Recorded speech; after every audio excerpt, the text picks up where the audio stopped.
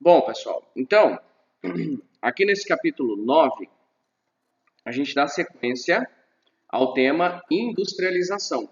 A gente continua falando de indústria. Só que agora a gente vai falar das mudanças do trabalho.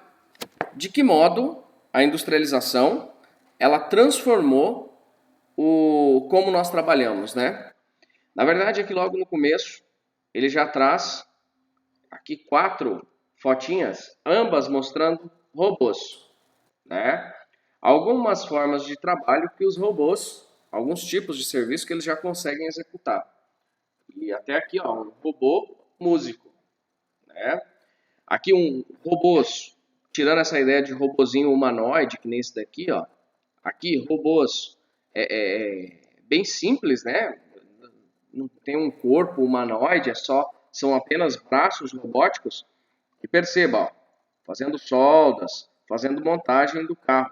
Então, bem específico o serviço dele, bem especializado o tipo de serviço. Aqui um robozinho servindo café, né? E aqui um robozinho, esse bem comum, hoje em dia até nos lares brasileiros, né? É um robô aspirador de pó. Então ele vai, faz a leitura da sua casa, ele anda na sua casa toda, ele sai trompando um pouquinho no começo, né? Às vezes, mas depois ele vai se adaptando.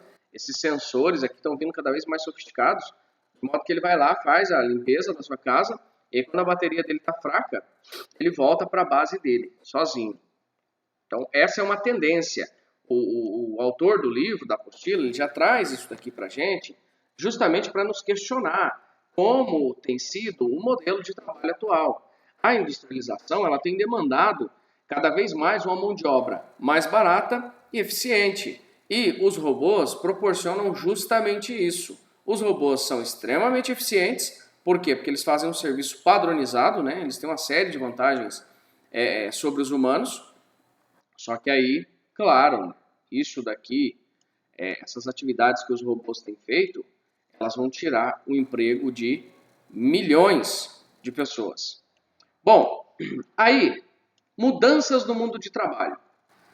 O autor aqui ele vai refletir que com a indústria houve uma mudança, uma modificação grande no mercado de trabalho, principalmente porque o trabalho antes do processo industrial ele era feito tudo artesanalmente, né? Então cada trabalhador fazia o seu serviço braçal.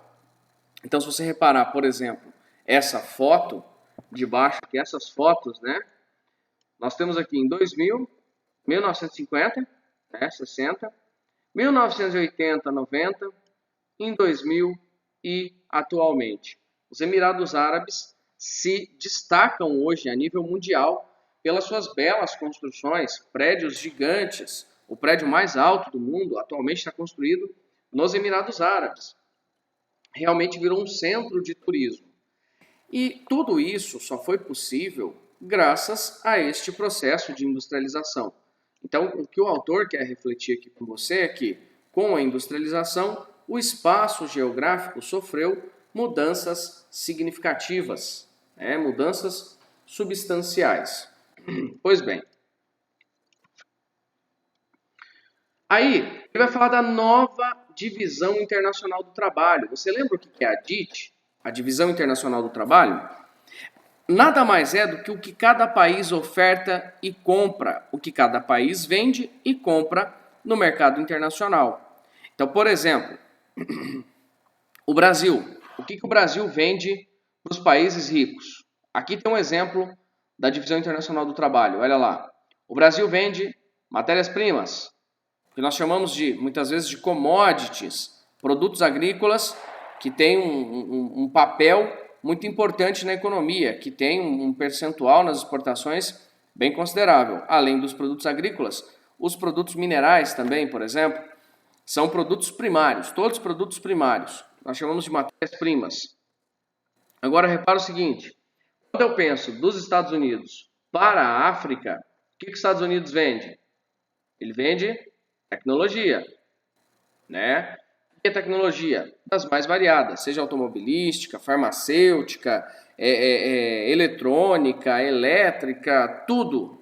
né? O que a África vende para a Ásia, para a Europa, para os Estados Unidos? Commodity, né? E aqui ele está mostrando uma outra ponta. Não precisa ser necessariamente você pensar da Ásia para a Oceania, mas do mundo subdesenvolvido para o mundo desenvolvido. Então, esses riscos em azul, ó, de países periféricos para países centrais. Então, quando eu digo assim, lucros e juros, na verdade ele não está indo só para a Oceania, para a Austrália. Ele está indo também para a Europa, está vindo aqui para a América Anglo-Saxônica, está vindo para o Japão, principalmente, ok?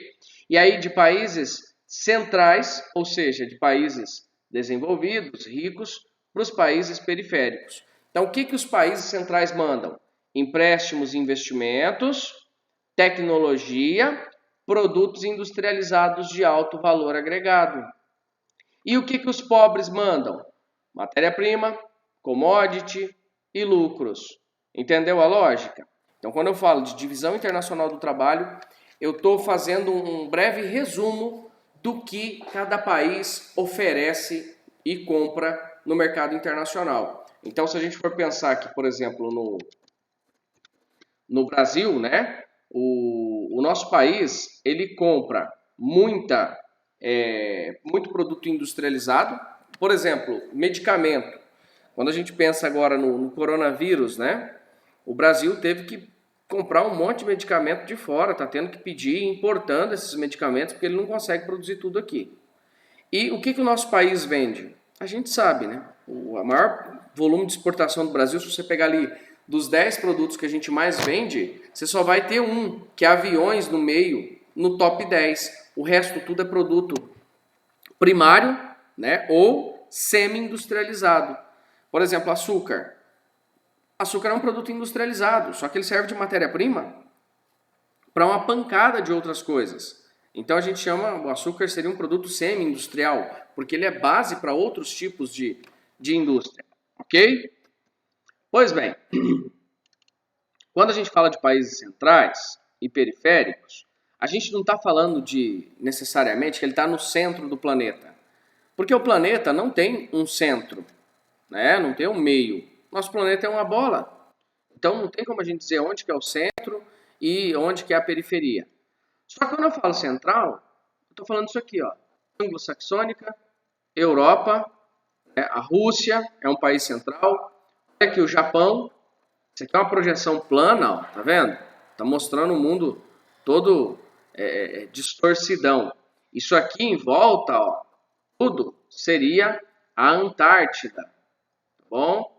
Aí, ó, a Austrália, a Nova Zelândia, o resto, continente africano inteiro, maior parte da Ásia, com exceção da Rússia e do Japão, todo ele, mais a América Latina inteira, ó, México, América Central, América do Sul, tudo isso daqui é chamado de periférico.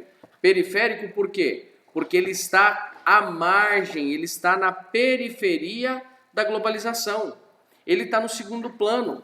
Agora, quando eu penso em América Anglo-Saxônica, Europa, o próprio Japão, são países centrais. Centrais por quê? Porque eles são os responsáveis pela tomada de decisões. Ficou claro o que é esse negócio de DIT? Avançando aqui mais um pouco, olha isso aqui. Esse para ir além. Depois vocês vão ler isso daqui. Gana abriga o maior lixão de eletrônicos da África. Os europeus, eles levam o que é lixo para dentro da África. Lixo eletrônico. É muito difícil você reciclar. Eles levam para o continente africano. Então, descarte de lixo no outro continente. Como é pertinho, né? Bem, agora, pessoal, vamos lá. Taylorismo e Fordismo. Sistemas produtivos. Pode anotar que isso eu vou cobrar na prova de vocês. Não tenha dúvida. Isso aqui é muito importante. Sistema produtivo nada mais é do que um modo de se fabricar algo, tá?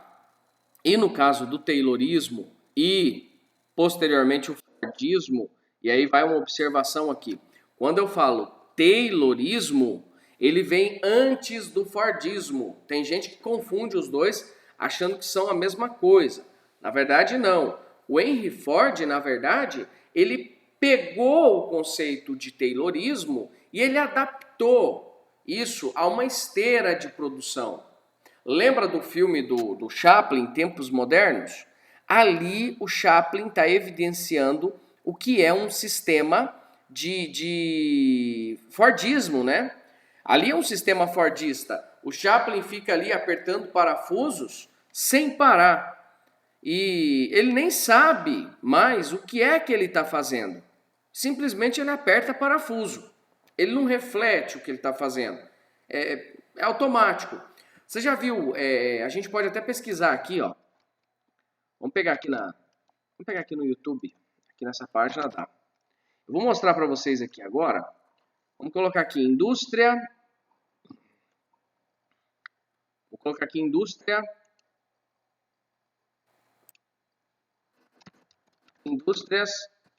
fordistas. Vamos ver se acha. Trabalhando. Não, só vai ter vídeo aula. Vou colocar assim então. Indústria da Coca-Cola trabalhando. Olha isso. Processo de fabricação. Friskies. Uau! Molho! Paraíso do molho! Ai, meu Deus.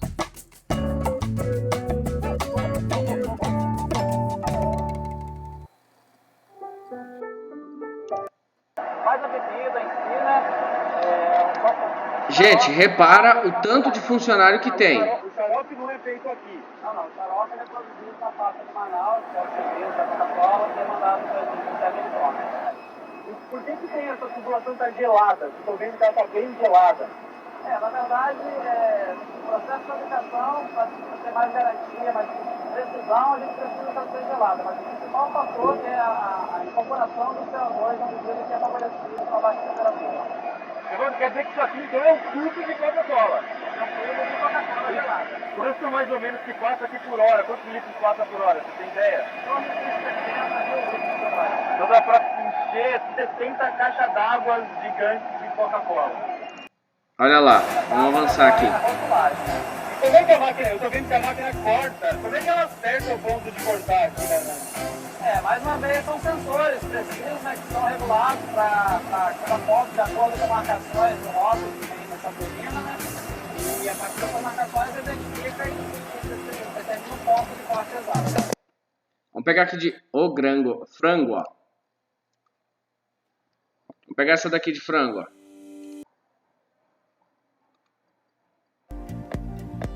Olha lá, com peninha, já saiu depenada. Olha o tanto de gente, pessoal. Repara o tanto de gente na fábrica. Tá vendo? Não tem gente trabalhando. É máquina. Vamos ver se vai mostrar as pessoas cortando lá.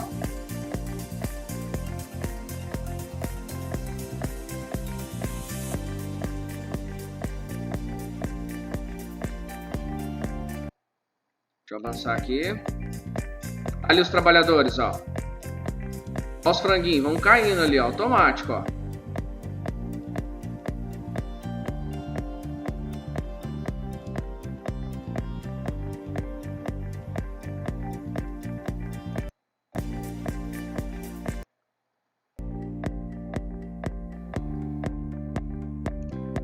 Vamos ver aqui se tem um. Queria mostrar aqui. Esse aqui mostra, ó. Gripe apareceu e o nariz entupiu? Pense 3 camadas de coristina D com D de descongestiona. Esse medicamento é contraindicado em caso de suspeita de dengue. Avião.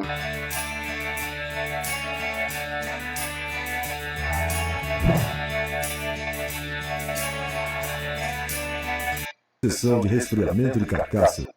As automatizadas de cortes. Ó a velocidade que os caras trabalham, pessoal. Realizam cortes Deixa eu tirar o som aqui.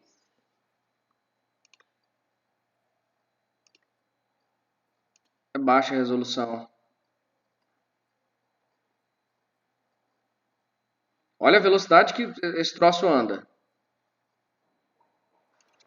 Bom, acho que deu para entender, né? O Matheus perguntou aqui, o que o Matheus perguntou? Tá vazio quase. É isso. A ideia central ali é mostrar para vocês justamente que as fábricas elas são vazias pelo tanto de coisa que se produz, né? Pela velocidade que se produz, a gente quase não vê trabalhador. Por quê? Porque é tudo automatizado, né? Mostrar... Antes você fala o quê, Matheus?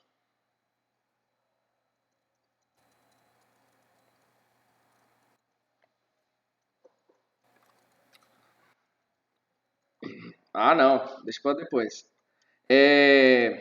Então a ideia aqui é de mostrar para vocês que graças a este sistema taylorista e posteriormente ao Fordismo, porque aquilo ali que a gente está vendo nada mais é do que o Fordismo. Olha esse tanto de trabalhador aqui, ó. Foto 2. O sistema Fordista foi implantado em todo tipo de indústria. Na imagem, linha de montagem de produção alimentícia, em 28 de fevereiro de 1930. Olha o tanto de gente, pessoal. Cada pessoa fazendo uma única coisa. Tá vendo? Cada pessoa faz um pouquinho. No final das contas, faz um monte de serviço. Ok? Bom, deixa eu voltar aqui no Taylorismo. Primeira coisa, Taylorismo. Quem desenvolveu esse sistema foi esse cara aqui chamado Frederick Taylor. Ele nasceu em 1856, então ele desenvolveu isso lá no século XIX, no final do século XIX, no século XX. O que é o Taylorismo? Nada mais, nada menos do que a separação de trabalho para cada pessoa. Então ele começou a reparar que se você deixasse todo mundo fazendo de tudo e não tivesse gente para cobrar, a produção não era tão boa.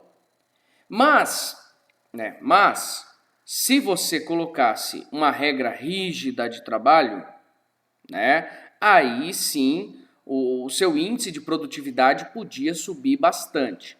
Então o que ele diz aqui? Ó? Consistia na rígida separação do trabalho por tarefas e níveis hierárquicos, executivos e operários. Existia muito controle sobre o tempo gasto em cada tarefa e um constante esforço de racionalização para que a tarefa fosse executada em um tempo mínimo. Então, o que é o Taylorismo, o nono ano? Taylorismo nada mais, nada menos é do que um treinamento. Eu coloco o cara para treinar, eu coloco o cara para fazer uma coisa só, e aí ele vai fazer de forma mais intensa e rápida possível. Para quê? Para lucrar mais, para gerar mais lucro para a empresa, para que ele produza mais. E aí, pensando neste Taylorismo, que de fato trouxe avanço para a linha de produção, para a produção, né? O Ford veio e fez um complemento do Taylorismo. E aí na década de 20 ele criou o Fordismo. Então, olha isso aqui, uma linha de montagem. Cada parte dessa linha de montagem, os trabalhadores fazem um único serviço. No caso, estes dois homens aqui, eles fazem o quê? Só instalam pneu no carro. Então, o índice de produtividade que o Ford teve era 10 vezes superior, logo que ele abriu a fábrica dele, em termos de velocidade. Então, para você entender assim, bem simples. Enquanto um trabalhador da indústria da Peugeot, por exemplo, produzia um carro por dia, um trabalhador no Fordismo produzia 10 carros.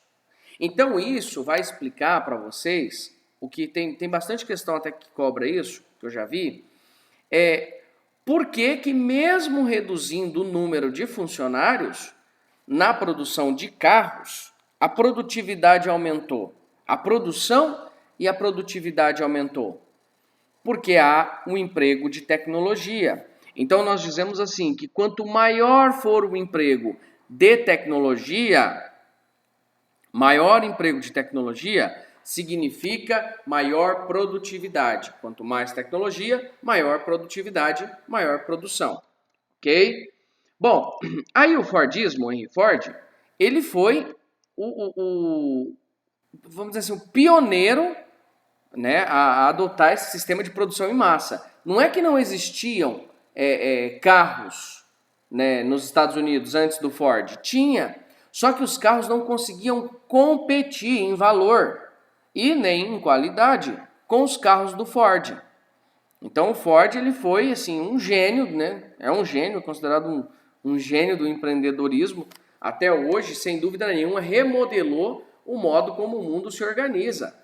Tá? Aí ele continua aqui, ó. Seu lema era produção em massa e consumo em massa. Eu preciso produzir muito, eu baixo o preço, as pessoas compram. Então, é a continha de chinês hoje em dia, né? Tudo a China produz mais barato que todo mundo. Mas por quê? Porque ela produz muito. Então, ela vende mais barato, mas o volume de venda é muito maior. Então, ela consegue obter lucro, ainda que com uma margem muito pequena. Então, o que ele fez aqui, ó? Vamos ler esse último parágrafo. Na época de sua criação, o Fordismo revolucionou o mercado automobilístico e logo foi implantado em outros tipos de fábricas, modificando todo o processo industrial. O objetivo do empresário Henry Ford foi reduzir os custos de produção de sua fábrica, permitindo um barateamento dos custos dos carros que produzia e, assim, aumentando as vendas. Com o aumento das vendas, aumentaria o seu lucro. Esse modelo estimulou o consumo e marcou a supremacia industrial dos Estados Unidos. Nono ano, de novo, Fordismo, embora tenha começado pelo Henry Ford na montagem de carros, ele não é de exclusividade na linha automobilística. Vou dar um exemplo bem prático para você. Se você já reparou como que o McDonald's trabalha, o McDonald's é um restaurante fordista. Lá dentro da cozinha, repara uma hora que você for comprar, pode ser o McDonald's, como referência, pode ser o Burger King, pode ser qualquer hamburgueria que você for aí, dessas empresas transnacionais, Subway da vida. A Subway até menos, né? Porque a Subway, a Subway a gente nem poderia classificar, porque ali você tem geralmente 2, 3 atendentes só e o cara faz todo o lanche. No caso do McDonald's, não. Do Burger King, do Bob's, cada trabalhador, cada jovem, lá, porque geralmente são jovens que trabalham, né? Um frita o hambúrguer, o outro tosta o pão, o outro condimenta o lanche, ele coloca lá os ingredientes do lanche, o outro embala, outro manda o seu lanche para frente. Então cada um faz um pouquinho, de modo que o McDonald's consegue ali na casa dos 3 minutos, 4 minutos, fazer 9, 10 lanches. Assim, você envolve 4 caras na linha de produção, deu 4 minutinhos ali, eles conseguem soltar 9, 10 lanches. Agora imagina só, você fazer isso tudo, cada trabalhador fazer o lanche, pegar e fazer tudo. Então assim, não daria conta. Por isso que é tão rápido, porque é fordista, mas não só isso, é porque tem tecnologia. Você vê lá a chapa, os caras baixam a chapa assim, a chapa já é cronometrada. A temperatura, ela é homogênea, é igual, sempre, o padrão vai ser sempre o mesmo. Então, outro benefício, né, da tecnologia. A tecnologia ela consegue padronizar melhor a produção. Você imagina só a fábrica de automóveis se ela fosse, o carro fosse soldado manualmente. Ser humano fazendo. Seria impossível, né? Primeiro, porque o tanto de carro que se produz, utilizar mão de obra para fazer todos os carros do mundo, não dá. Então, realmente, a tecnologia ela é necessária. Só que, qual é o problema disso? A tecnologia gera desemprego. A tecnologia tira o emprego das pessoas. Essa é a crítica. O livro vem para fazer essa crítica para a gente, né? Vamos voltar aqui, ó. Ele continua falando do Fordismo. Agora, mostrando aqui uma linha de montagem de eletrônico. O que é isso aqui? Linha de montagem que resulta fábrica de equipamentos eletrônicos em Jiangxi, na China. Olha ali, a esteira de novo, ó. A esteira de produção. Cada um fazendo uma função. Olha lá. Tanto, esse aqui tem muita gente. Por quê? Porque esse aqui está trabalhando na linha de montagem de um produto eletrônico. Então, isso aqui vai ser vendido para o mundo inteiro. Sim, aqui, ó.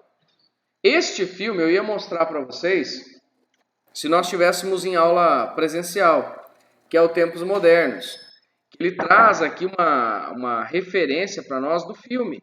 É um filme maravilhoso, vocês todos deveriam assistir. Sempre que eu passo ele, eu passo o começo, aí os alunos querem assistir tudo. Eu mostrei para vocês, né? Uma vez, um pedaço. Quem puder assistir esse filme, assista, porque tem muita referência a ele. Bem, aí, pessoal, o Fordismo, ele começou a entrar em declínio ali no pós-Segunda Guerra Mundial. Por quê? Porque se produzia muito, se produzia em grandes quantidades. Os japoneses vieram com esse modelo que é chamado de toyotismo, da Toyota, criado por esse cara aqui, ó, o Taiichi Ohno, né, dono da Toyota. O toyotismo, ele foi desenvolvido no Japão para ser mais eficiente. Então, o controle de qualidade, por exemplo, as diferenças, né, substanciais. O controle de qualidade de um carro da Toyota, ele é feito a cada etapa. Os trabalhadores, eles são especializados, mas não em uma única coisa.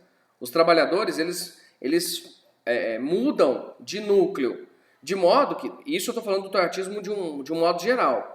O trabalhador, ele precisa saber fazer mais de uma coisa. E, na verdade, isso tem sido uma habilidade fundamental no mercado de trabalho atualmente. O trabalhador, ele foi contratado, por exemplo, para ser auxiliar administrativo. Né? Ele trabalha numa empresa sendo auxiliar administrativo. Só que ele não pode ficar ali só fazendo o serviço dele. O que o patrão quer? O patrão quer que ele seja criativo, que ele aprenda coisas de outro setor. Porque se um dia precisar do cara, se faltar alguém, você tira esse cara e você coloca ele no lugar. O toyotismo, então, ao invés dele fazer na linha de produção, cada trabalhador fazendo uma coisa só, tipo lá o Chaplin nos tempos modernos, no toyotismo, o trabalhador ele faz vários serviços. Para quê? Para que se caso um dia falte um trabalhador, esse cara ele pode assumir o lugar. E aí, consecutivamente, a empresa ela não vai perder tanto. Né? Então, qual a característica, se fosse para a gente colocar assim, principal do Fordismo? Linha de montagem, esteira de produção. E do toyotismo? Controle de qualidade em todo o processo. Não é à toa que você pega, por exemplo, os carros da Toyota, da Honda, não só no Brasil, mas no mundo. São carros muito confiáveis. Né? As pessoas compram sabendo que esses carros eles não vão estragar. São carros que não vai deixar você na mão. Por quê? Por que ele é melhor? Porque a etapa de produção é feita, o controle de qualidade é feito em todas as etapas. No caso do Fordismo, não. Se produz um grande lote de carros. Aí, o controle de qualidade vai lá e pega um carro no meio desses e faz o controle de qualidade. Tira uma amostragem.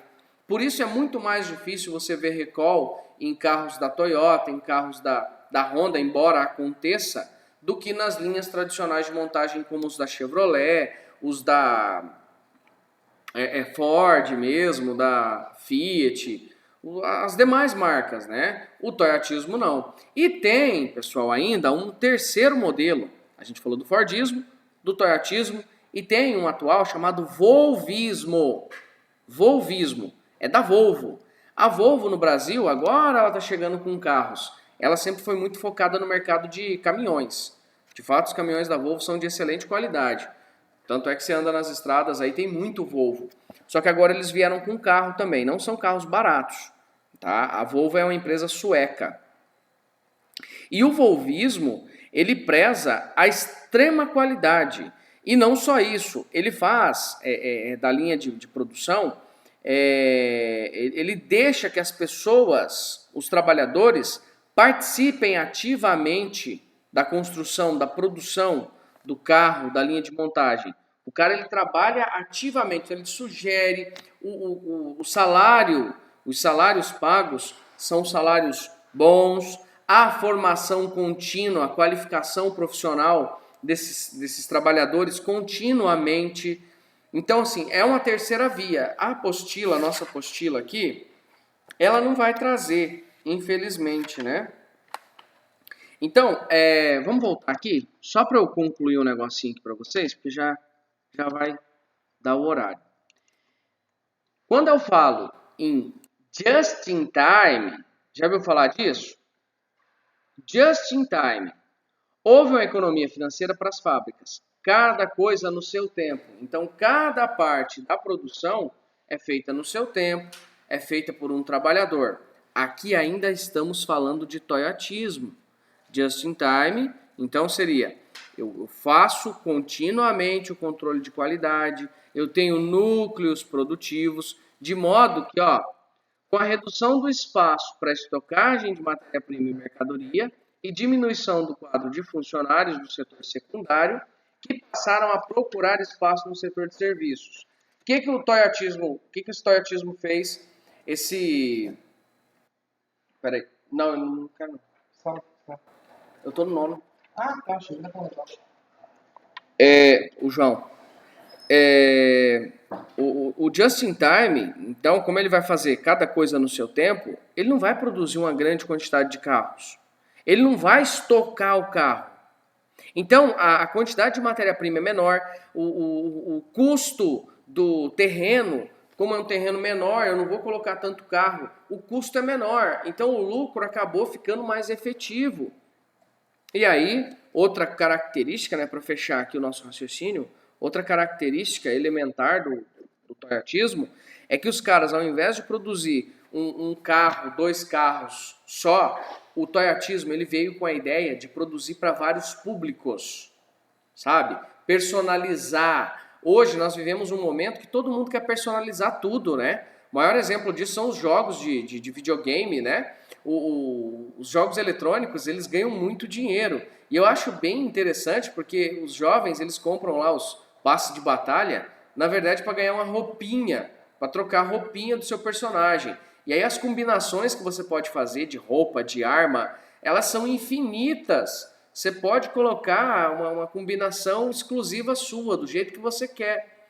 Então isso é uma característica que vem do toyotismo. O toyotismo trouxe essa maior personalização, né? Você direciona o que você quer, o seu produto. Beleza? Deixa eu encerrar aqui a gravação.